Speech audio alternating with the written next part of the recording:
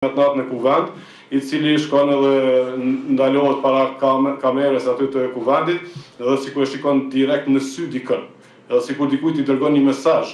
Pra e shihet që Albin Kurti po i prish. Presidenti Osmani ka bërë edhe hapin tjetër në vijim, është konsultuar edhe me partitë edhe për datën e zgjedhjeve.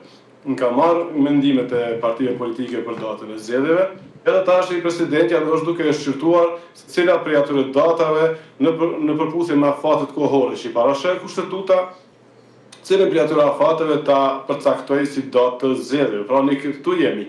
Në qoftë se ne nuk kemi një masë të përkohshme nga gjykata kushtetuese, presidenti Vjosa Osmani del edhe cakton edhe datën e zgjedhjeve dhe të gjithë janë të detyruar të respektojnë vendimin e presidentit.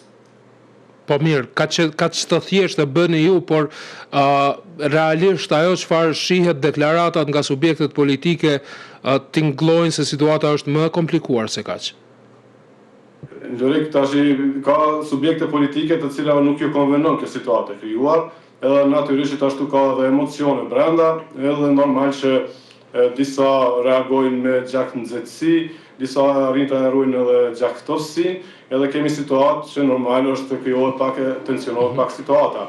Ne kemi parë edhe reagimin e Albin Kurti, domethënë gjuhën e trupit në mbrëmje atë natë në kuvend, i cili shkon edhe ndalohet para kamerës aty të kuvendit, edhe sikur e shikon direkt në sy dikën, edhe sikur dikujt i dërgon një mesazh.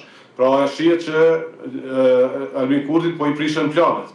Edhe pastaj çfarë planësh? I shohim njëherë edhe reagimet e militantëve, i shohim reagimet e deputetëve, shohim reagimet e të gjithëve nga të gjitha palët, e shohim që ka tension, sepse dikujt nuk i pëlqen. Por ne duhet të mësohemi në demokraci, duhet të respektohen ligjet, duhet të respektohet kushtetuta, dhe vetëm duke i respektuar ligjet dhe kushtetutën, ne ndërtojmë rand demokratik dhe jemi të dajnë për një shtet për të aspiruar në Evropë.